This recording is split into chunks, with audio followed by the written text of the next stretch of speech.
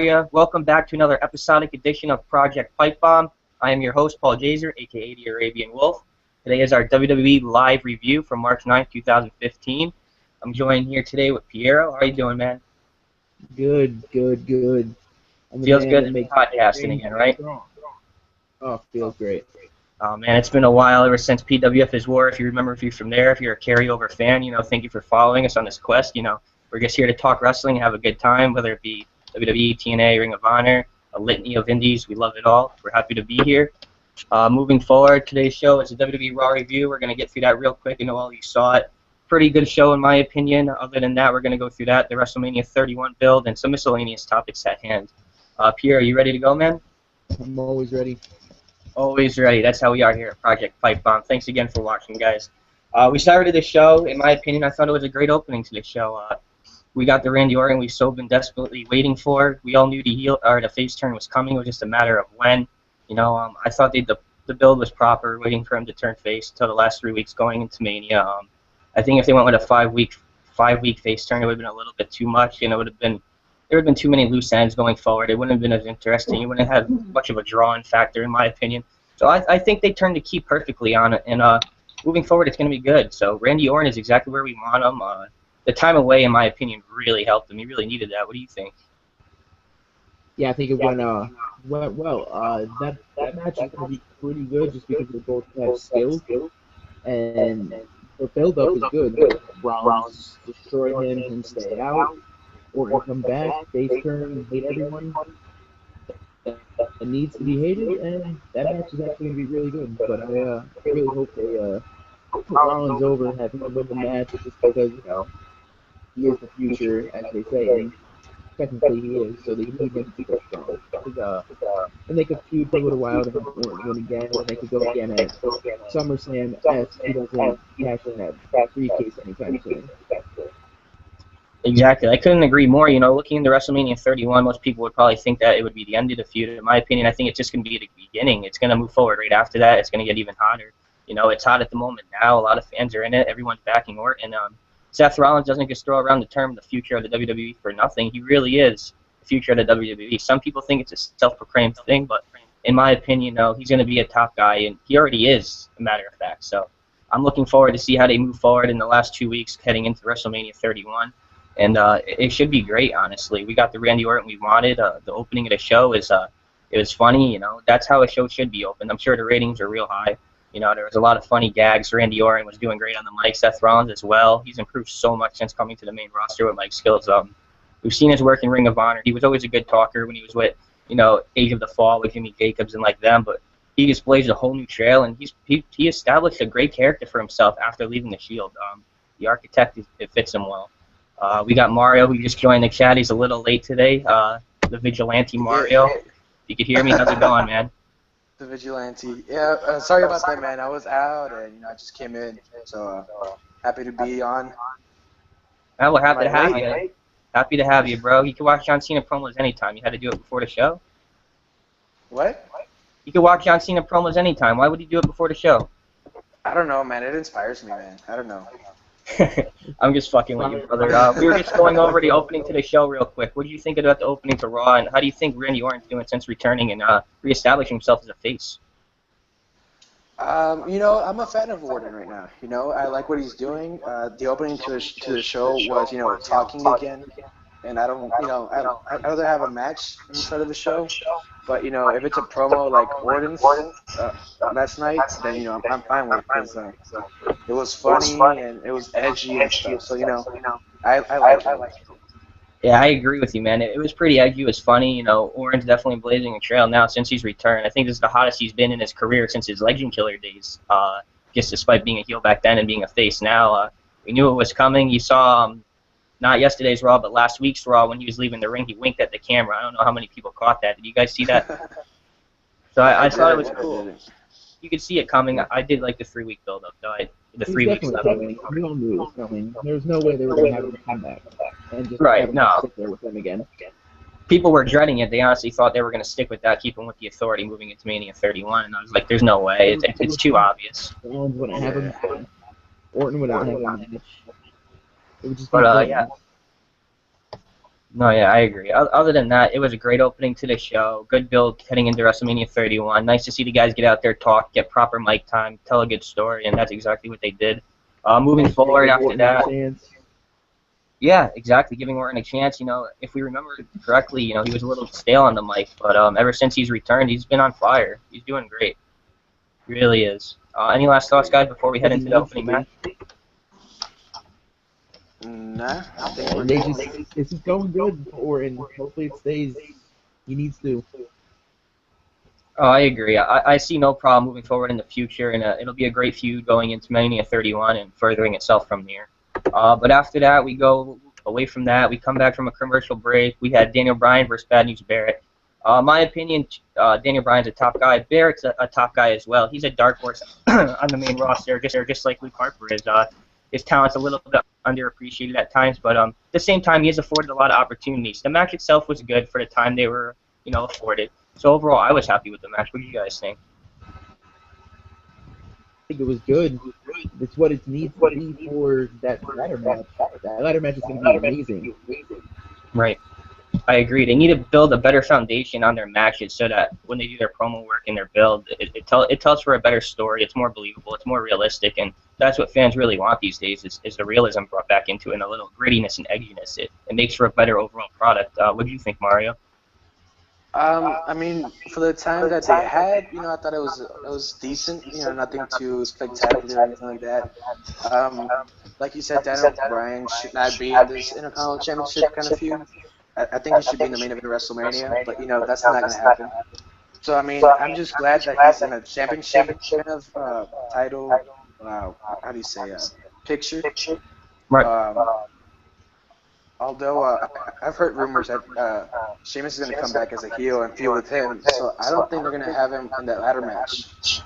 So yeah, it's still questionable right now. Everyone's kind of left in the dark about it, whether Sheamus is going to be feuding with Bryan or Bryan's going to be one of the competitors in the ladder match. So it's definitely going to go this way because Sheamus is returning. Obviously, he's not going to be a competitor in the IC title because they already have their lineup. But his easiest step back coming back would be the Andre the Giant Battle Royal because that's just like the Royal Rumble. You can have a surprise entrance, but don't know who's going to come out.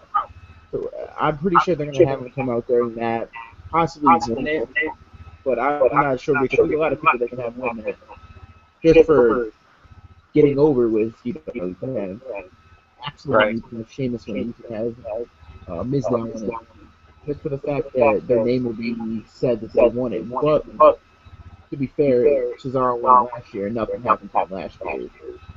So. Right, and if you remember correctly, when he won that, not only at Mania but at the Raw after, he was over as hell. The fans were behind him. That was their guy. They wanted him to get a push, and the downside came, and he didn't really get anything out of it. Moving into this one, I hope there's more surrounding the winner. I hope they move forward with them and build credibility around them because they deserve it. And in my opinion, winning the Andre Memorial Battle Royal, even though it's only been around for 1 year since WrestleMania 30. I think that adds credibility to any talent that pulls out a win at that night and moving forward. Yeah. I hope it can be Mizdow or Sheamus. Those are my picks at the moment. Some people are saying Ryback. I would throw him in there as a top guy to win too as well. He's getting a good push right now. But we know WWE doesn't really listen to fans, so they do at times. Yeah, they do sometimes, but it's going to be probably someone big to win that. Just for the fact that they're going to have someone big with them. But I would like to see I'd like to see Miz win it just to break free from the Miz and just be like, no, I did this, you didn't do anything this time. Right, and that's probably what's going to be the beginning of the feud. We'll have to wait and see what happens. I was kind of hoping they would tear them apart before Mania and have them go at it with a little bit of better build heading into it instead of just his lackey going in and then splitting from him at 31, the show itself. But that's just my opinion. Sheamus returning as a heel, I'm all for it. Give him a revamp, tweak him a little bit. Let's see what he can do. Not a big fan of him, but he is a solid worker in the ring, so I'm happy to see how it goes. Mario, what do you think? Sheamus as a heel, sure. I mean, he was good as face as world champion, but then once he got injured and he came back, it got kind of boring.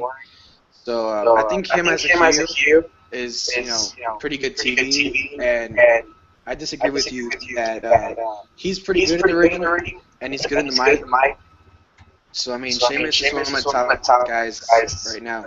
So I mean, I didn't say he was. I said I watched again. I'm not a fan of him. I did say he was a solid worker. I will give him that. He was good when he had that feud with Cena a while back. I think it was like 2009 or 2010. Yeah, that was a solid feud. They did good work in that. Sheamus, he's not. I wouldn't say he's. Oh, look at here comes Sheamus, amazing guy. Look at him. But as a heel, he's better as a worker than face. He's not a face. Right. They could use him as a tweener. You know, he's not necessarily a top guy, but he's not a curtain jerk or a preliminary wrestler either. He's in the upper mid card, and sometimes he is propelled into main event status. There's a lot of people who work better as heels and faces than they do as heel and faces. It's just the way they come out, the way they look. There's no way he looks like a face.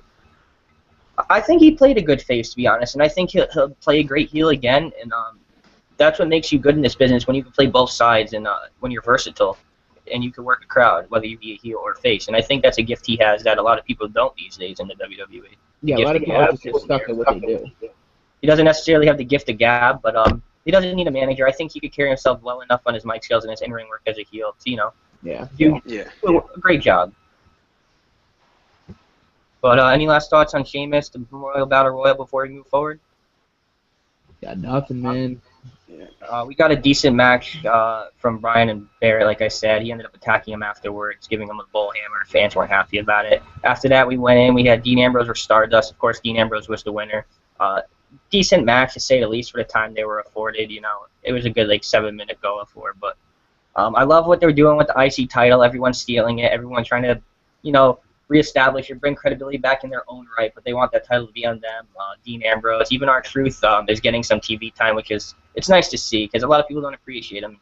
He was a great wrestler. If you saw his NWA title run, did all right in TNA with K-Quick. Yep, he did a good job. He has talent.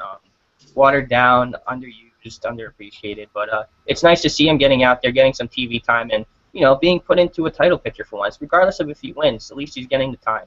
He's definitely not going to win. He's definitely not going to win. He's going to be probably just like when they did Money in the Bank. There's always that one guy that's always getting knocked down, always getting thrown off, getting this. He would probably be that guy, along with probably Stardust, which, in my opinion, doesn't fix the Stardust-Goldust feud they're having right now.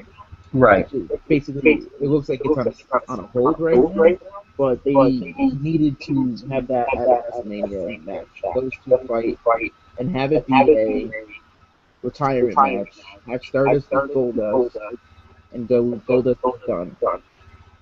It's possible. I know when the news broke that supposedly Goldust was going to be retiring, a lot of people didn't expect it. It came out of nowhere, and it's a big fan of him. I honestly think he's one of the most underrated workers in the history of the business, and big fan of his work. But he ended up posting on Twitter, I believe it was, tweeting and saying, I'll hang him up when I say I'll hang him up, or something like that. So that ended to he's not ready to retire. Ever since, this is the best run of his career, in my opinion, as far as in-ring ability.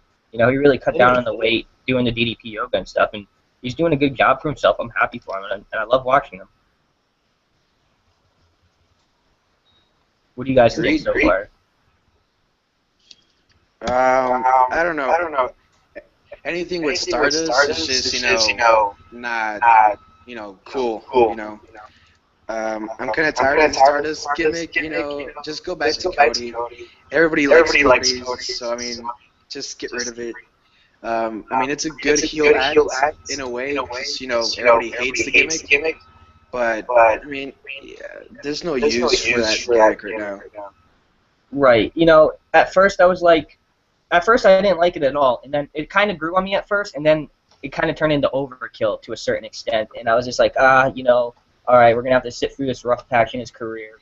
He's a guy that can play any gimmick given to him. He's done so many already as it is, and I honestly think he carries himself well. He's very professional, and, whatever the task at hand is, he exceeds.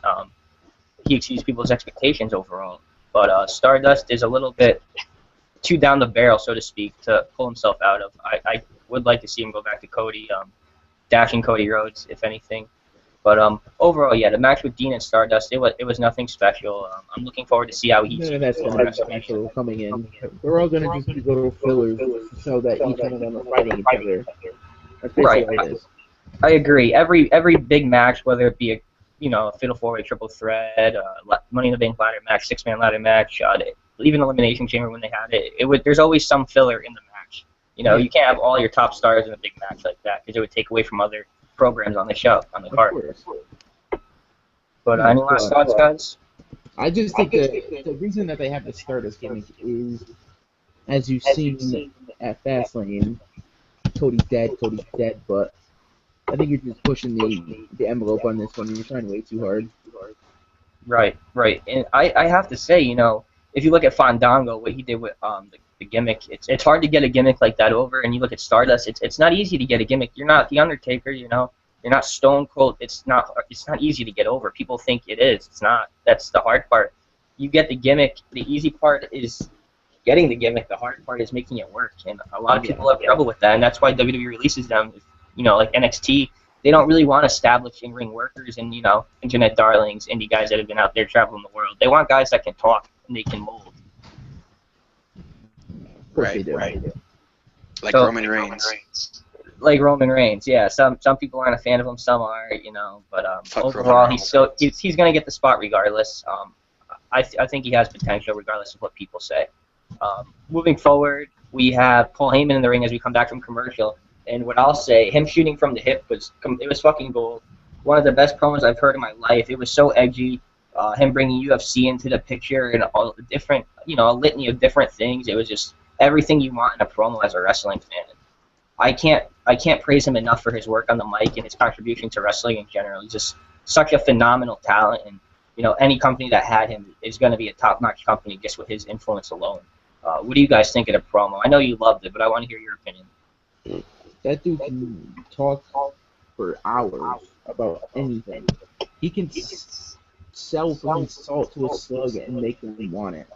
That dude can talk like, I don't know, everyone knows about him. He's been going strong for years. He's really good at what he does. There's like no reason ever to hate anything that comes out of his mouth. Absolutely. Arguably the best manager of all time, in my personal opinion, as far as developing stars and propelling them to main event status. In my opinion, he is the best of all time. What do you think, Mario? I mean, I'm a huge Paul Heyman guy. The promo was epic, like usual. This is probably one of the best that I've ever heard from him. Lesnar was just standing there the whole time, just looking like a badass. But I think after WrestleMania, that's it for Lesnar. He's gonna go back to the UFC and kick ass over there. But I think this is it for Lesnar. Some fans are making the argument that he might resign after Mania. We all know, we heard through the grapevine, through the rumor mills and the dirt sheets that him and Vince did have an argument. That's why he didn't appear the last 2 weeks. Who's to say if that's real or not, or a shoot behind the scenes, a work shoot? But who knows? I'm interested to see what happens heading. I know he's booked for the Raw after Mania, so it'll be interesting to see how it plays out. I know he wants to sign a deal with UFC and stay under contract with WWE. I'm not sure how that's going to work. That would be, even for a guy of Lesnar's stature, of how big he is as a wrestler, and even in the UFC, how much of a draw he is in both companies. I don't even know if they're going to go for it, because you have WWE's side who's worried about him getting injured, and vice versa. On the other hand, UFC worrying about him getting injured in WWE. They're not going to have him do both. No way whatsoever. WWE doesn't like when people do two things at once. Right. They don't even like to acknowledge UFC, which surprised the hell out of me. And Paul Heyman's microphone getting cut out twice is goes to show. WWE is crazy with that shit. Like, they always don't want to. They can't mention that something else happened. Just like with Sting. Right. They announced their commentaries like, where is Sting for 13 years? What has he been doing? What the man's been doing. Yeah, we all know he was in TNA for the last 8-9 years. They can't acknowledge that for some reason. Like, whatsoever. Yeah, we both know he was in TNA for the last 8-9 years. I do understand why they wouldn't want to mention TNA. They get nothing out of it whatsoever. Where on the other hand, if TNA mentions WWE, they do sort of get a pull from that WWE audience. But in retrospect, WWE does not need to mention TNA in any way, shape, or form. what's benefiting them from mentioning TNA? We want to remember the Sting in WCW, badass Sting. That was Sting. In TNA, you know, my opinion, he put over a little bit too many people. He was kind of. That was his best run. You thought his best run was in TNA? I loved it. I loved it. I won't disagree with a lot of the stuff he did. I wasn't a fan of it. It was a long run, so it was good. But when he finished off that run as like Sting Joker, that was ridiculous. I did not like that whatsoever. Right, then he did Main Event Mafia was another thing he did. I thought that was good work. Main Event Mafia was good because it had good people in it, and they actually had good storylines. Right. I'm not a huge TNA fan whatsoever, but their original run back in like let's say like 2004 to like 2008 was actually pretty decent. I would say up to 2010 it was good, and then after that it kind of went downhill a little bit. I am a fan of the product, but even as a big fan of the product, it is hard to sit through when some Jeff programs. Jarrett really like stopped working, lost power, well not lost power, but like gave power away and stopped working, that's good.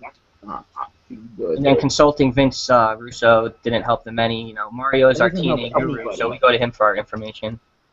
But I'm gonna tell you something. This is why Paul Heyman will be in the Hall of Fame. Oh no doubt about it. First ballot. Listen to this. You got Brock Lesnar, Paul Heyman guy. CM Punk, Paul Heyman guy. And then you got Rob Van Dam, Paul Heyman guy.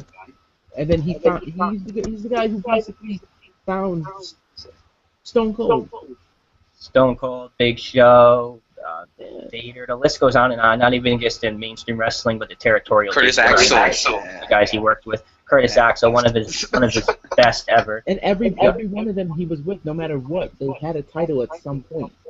Absolutely. If you're a Paul Heyman guy, you're carrying gold because he's just that great. He's just that believable as a mic worker and a manager, and he only manages the best, and we all know that. Shying away from TNA in the Paul Heyman promo now. If you guys have anything else to say real quick. Oh man, we can move on if you want. Yep. We come back, you know, Ryback and Eric Rowan versus Kane and Big Show. Nothing really to talk about there. If you guys have any comments, we'll just move forward from that. Wait, who was fighting again? Because I think I fell asleep at that point. It was Ryback and Eric Rowan versus Kane and Big Show. I don't blame you if you took it down. You hear there was the NXT how they went on tour. You hear the chants they were throwing at Big Show and Ryback?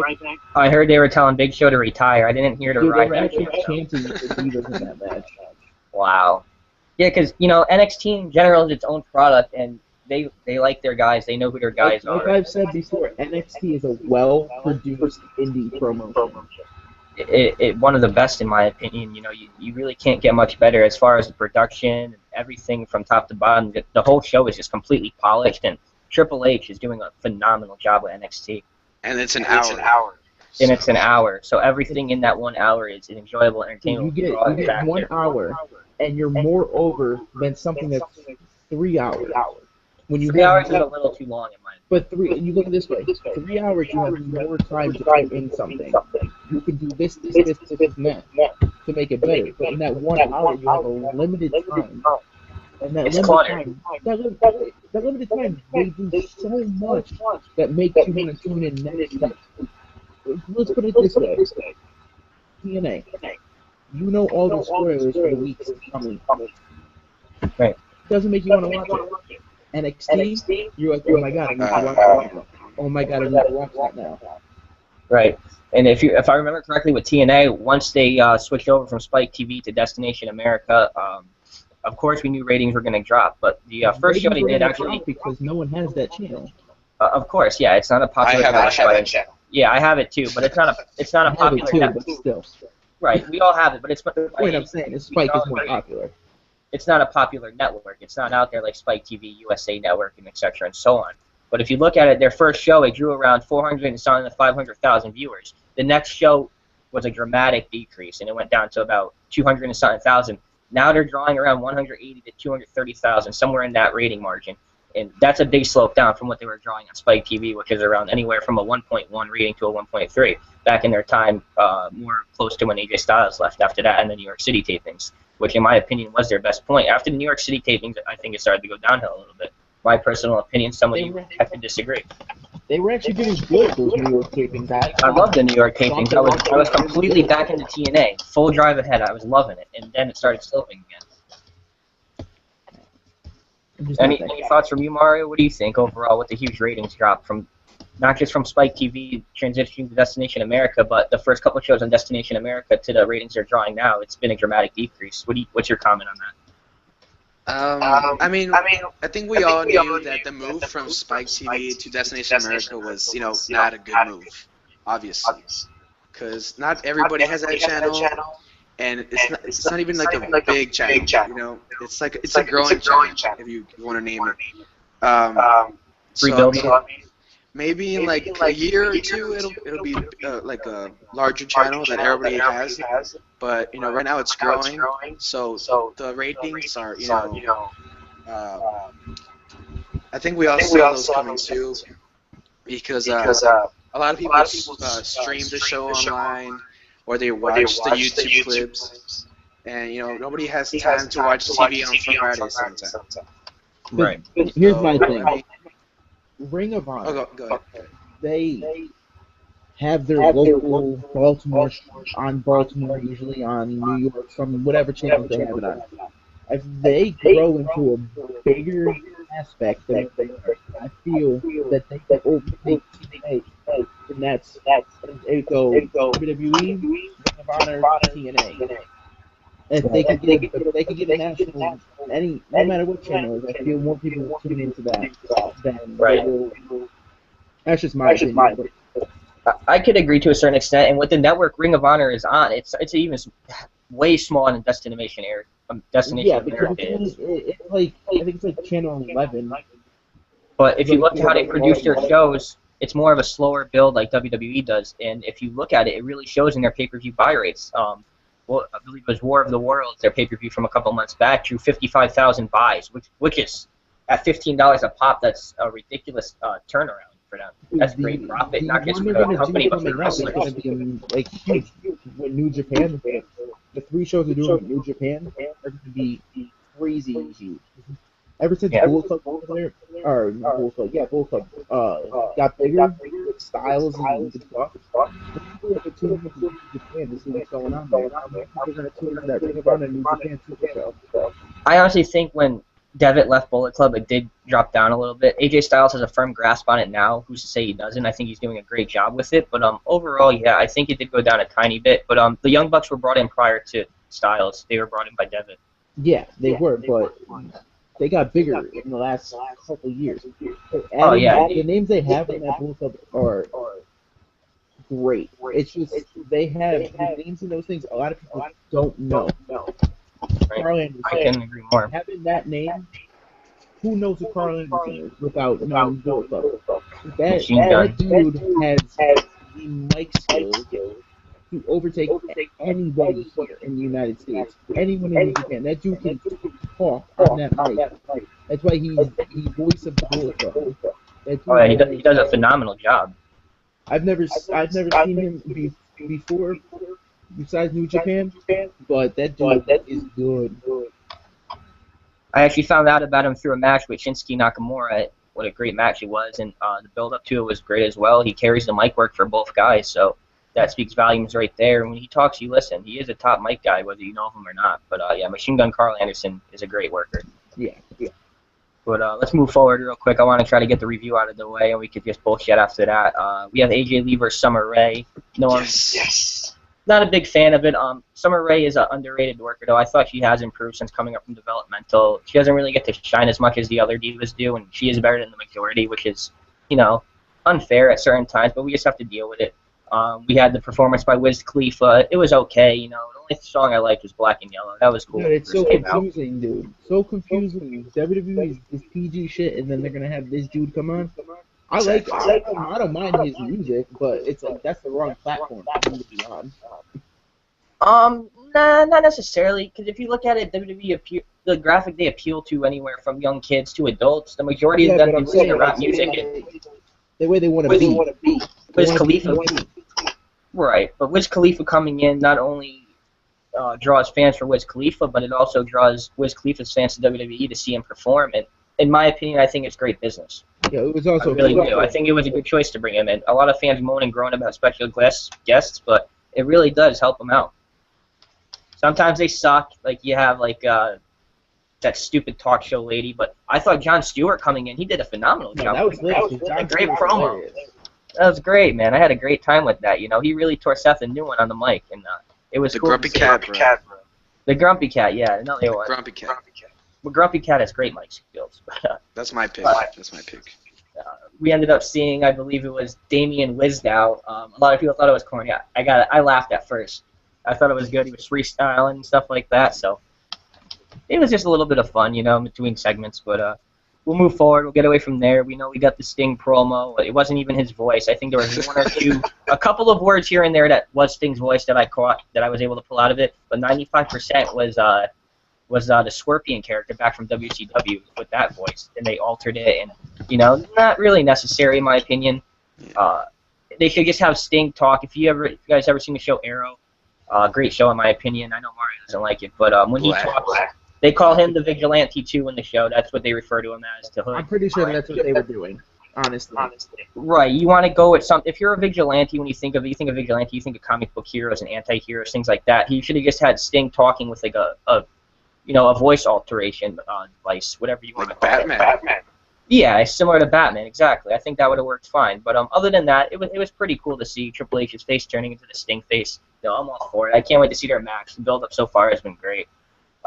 Let's just jump back into it. We had Rusev versus Curtis Axel, complete squash match. You know, he celebrates with the Russian flag after, you know, and he starts degrading America. And, you know, I honestly thought he did a good job on the mic for the way he was making fun of him. But, yeah, Cena comes out. He was upset that if he said Rusev made another statement towards USA, he was going to fuck him up. And he came down there and did just exactly that, passing out to the STF.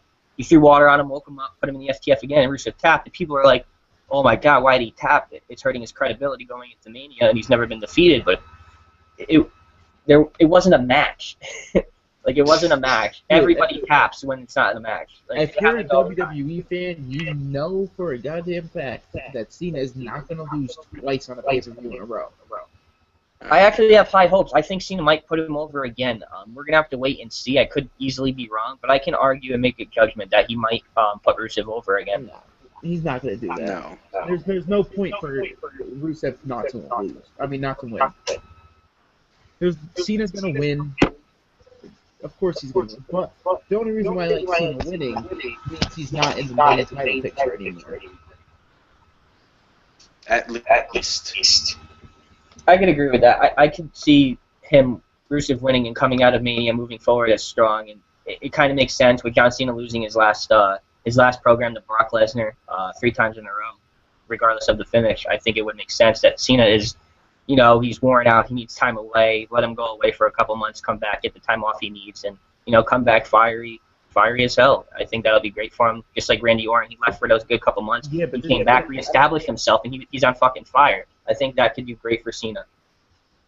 It could be great for him personally, but I'm tired of seeing him fighting. Exactly. It's the same thing every time. The feud starts with Cena gets beat up. Cena finds a way to beat him up. Cena gets beat up again. Cena talks there in the crowd. Cena's a big man again. Right, but that's the simple underdog story that John Cena portrays. He's always an underdog, but somehow he rises above it and gets the victory. And they can understand it to a certain extent. You know, the match chemistry and the way it goes, it doesn't necessarily have to be booked like that. You could just go for an all-out brawl, back-and-forth matches. It's personally what I like. But overall, you know, he's not the best in the ring. A lot of people judge him for it, but he does tell a good story, and he is one of the biggest names. But he's not the best. Right, no, the best of all time. You can't really say the best of all time. I disagree with anyone that does, in my opinion. There's too many to name in different aspects and factors of the business. There's a best here, best there. Yeah, you can't really say it overall. And then you go like, oh, Hulk Hogan's the best of all time. Oh, Bret Hart's the best of all time. And then Stone Cold's the best of all time. Why are they the best of all time? Right, exactly. Yeah, I just say people are good. Like if you look at it, Stone Cold sold more merchandise than Hulk Hogan did. But if you look at Hulk Hogan, no one sold out an arena like Hulk Hogan did. I believe it was 91, 92, 93,000, something like that. It's still yet to be broken, and I don't know if it ever will be. If you look at Bret Hart, very technical. It's Right. His technical prowess in the ring is second to none in a lot of people's opinions, and I can agree with that. He was great, and he was underrated in my opinion. Owen as well. I loved Owen, Mr. Perfect, another guy that should have had a title run. You look at Randy Savage. He got his dues, but he should have gotten a little bit more than he bargained for. That's just my personal. If Savage was around, not during the time of Hulk Hogan, he would have been.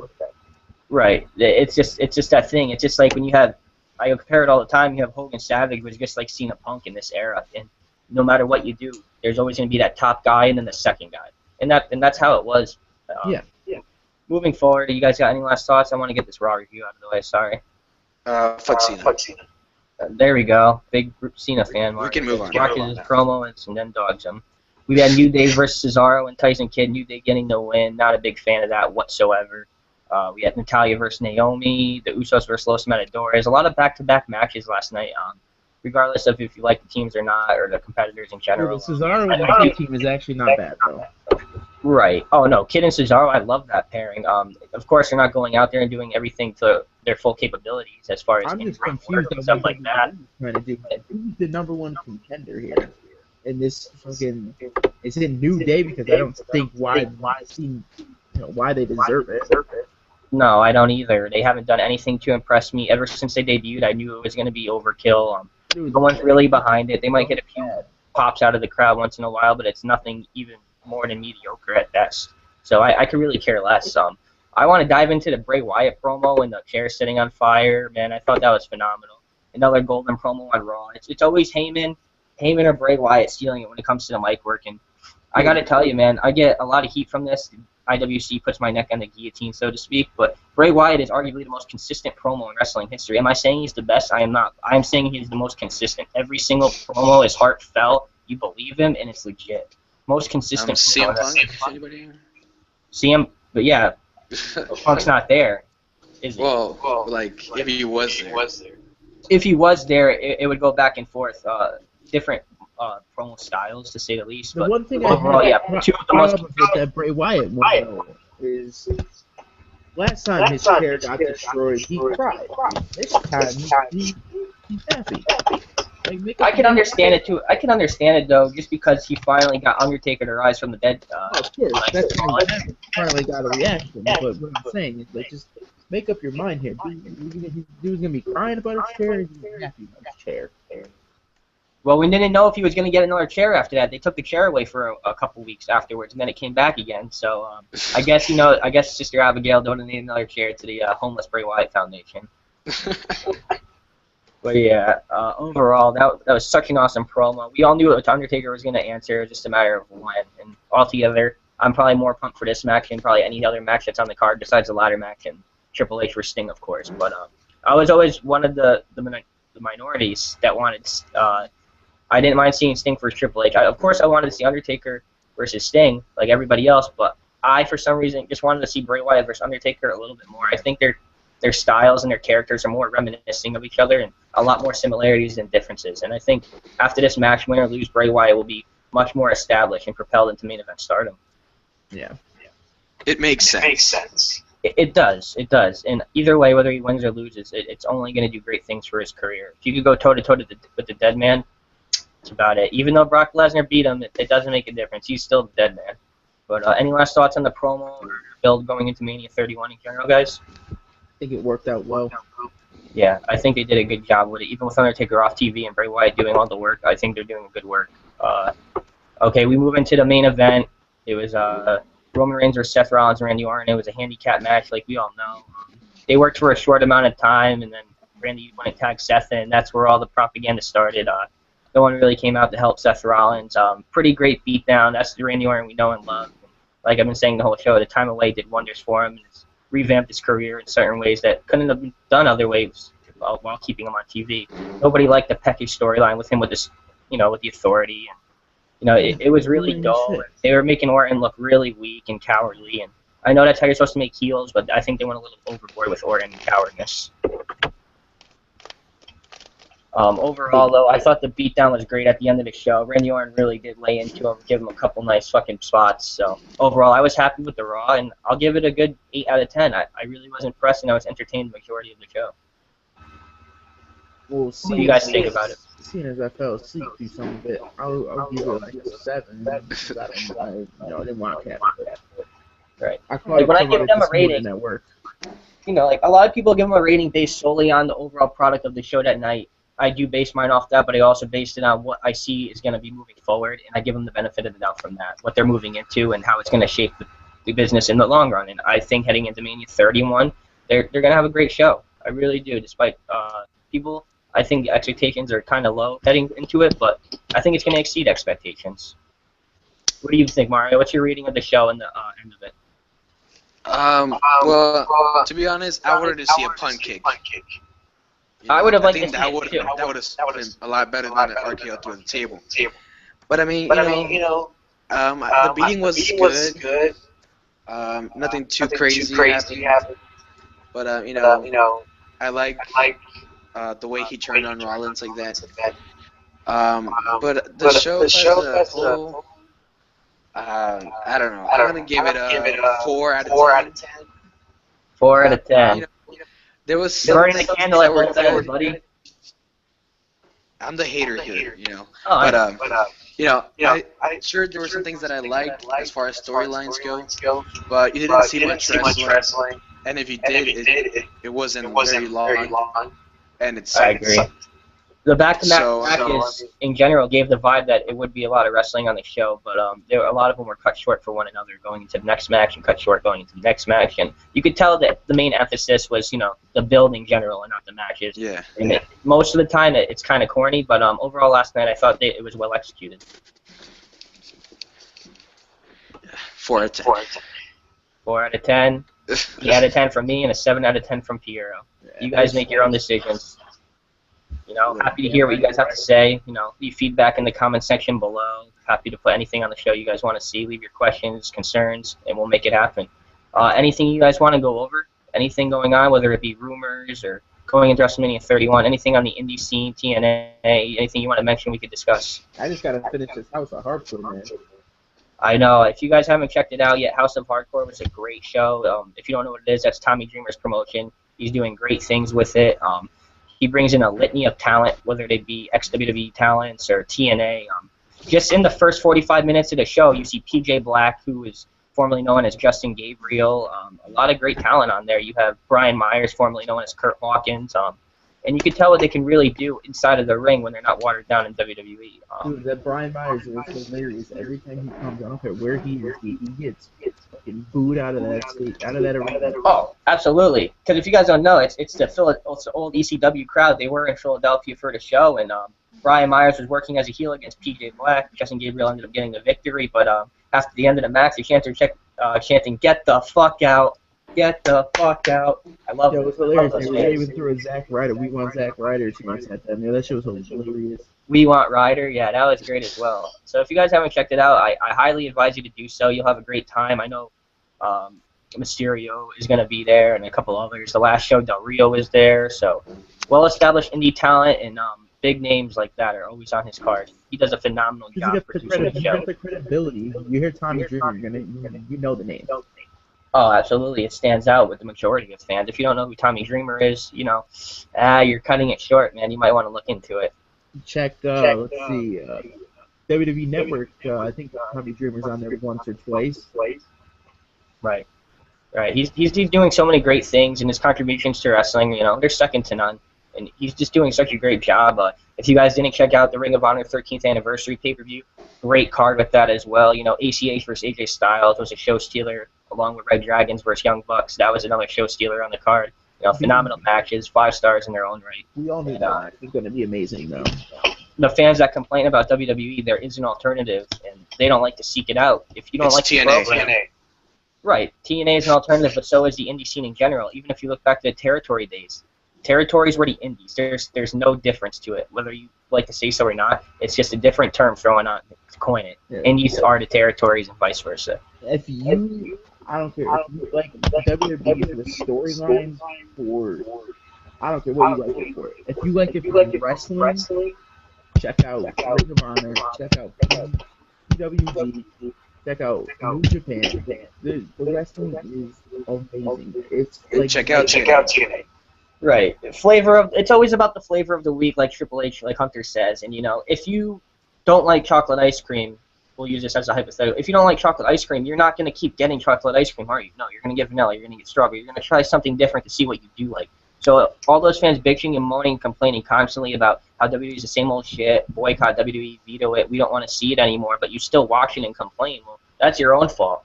You're hanging yourself if you really are. You got the rooster around your neck. I watch playing all the time because, what else is on for wrestling at 8 o'clock on Monday? Right. Nothing. Right. I for the most part, I do enjoy WWE. Every week I'm going to complain, but I'm going to watch it because I'm a wrestling fan, and I have no choice but to watch WWE. If there's Ring of Honor WWE thing, no way in hell I'd be watching WWE. Right. It's just happening. Right.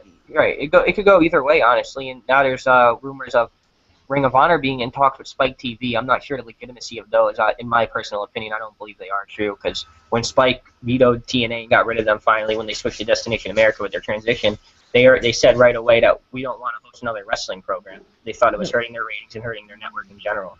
And they could easily make the argument that I believe it was true. So I don't see why they would pick up Ring of Honor, despite the credibility of the promotion and what it does in general as far as turnaround for money, whether it be buy rates or ratings or merchandising. I still don't think they're going to pick them up. No, Spike TV, I doubt we'll get another one after the TNA debacle. They were good, like you said in the beginning. They had no problem. I thought they were good. I actually watched them, but towards the end, it just was bad.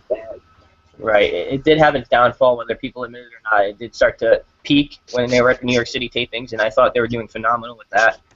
The series between the Dudleys and the Wolves and the Hardys was phenomenal, in my opinion. It's just the switching of the titles is too constant. It's always a constant. The storylines are pushed down your throat too quick. Just like the build is slow. The pay-per-view can give it away free. It has a lot of negatives. Yeah, they were good in the 80s. Like, they're in TNA now. Like, it's like, I don't even remember that. I agree. And, if you look at it, I know me and Mari were talking last night. He was talking about TNA, getting their own version of the network. And, I could shoot it down immediately. I do agree that it would be awesome to see, but they don't have the money or the investors to put into it. And the turnaround that they would get from the initial investment would far exceed the subscribers that they would get on their program. And they would never have any turnaround. The cash flow would just go to zero, and honestly, it would put them out of the business, an investment like that. They wouldn't have the turnaround from the subscribers to meet the expectations of the investors. They would never be able to pay it off. What would be the point? My opinion was do it on YouTube, have your channel set to private, have $3 to $5 subscriptions per month for people to pay, upload the content on there. I think that would be a good way to do it. You don't need much of investors. All you have to do is produce and put the work on there. It's far less expensive, and in my opinion, it's pretty innovative. Just have Vince Russo do it all. Yeah, we don't want to. Someone argue whether he was a good writer or not, but I'm on the fence with him. Some things he did was great. Some things he did was horrible. I'm pretty sure no one's perfect. The one who made David Arquette the WCW champion. So and himself as well, he was champion for a day. Dude, I just I saw he was fighting or he's over there in England doing some weird shit now. Right, I agree. And I don't know what he's doing now. He's doing his podcast, probably on Twitter if you guys want to check him out. But yeah, not a big fan of him, but I do respect him for his contributions, the positive ones at least. Anything else you guys want to jump into before we head out tonight? Anything we could do? We just gotta come back strong next one. Do it up again. Absolutely. We do WWE reviews. You want to see us do a Ring of Honor review, TNA review, leave a comment in the comment section below. Give us a like. Share us. Tell us about your friends. We're just another wrestling podcast out there trying to do good and, give you guys an alternative to listen to if you're not happy with the current one you're listening to. Leave feedback. You want to see us do a Q&A. You want to see us interview indie talent of yours. We have the hookups. We can get an interview if you want. Q&A, anything. You name it, we'll do it. This is for your experience. We're doing it so you guys can listen to us and have a good time and share your opinions without being judged. As you can see, all three of us have clearly completely different opinions, but we still all get along. We have fun talking wrestling. Yes, sir. So other than that, this is Project Pipebomb for Paul, for Mario, for Piero. We're out. Have a good day, guys.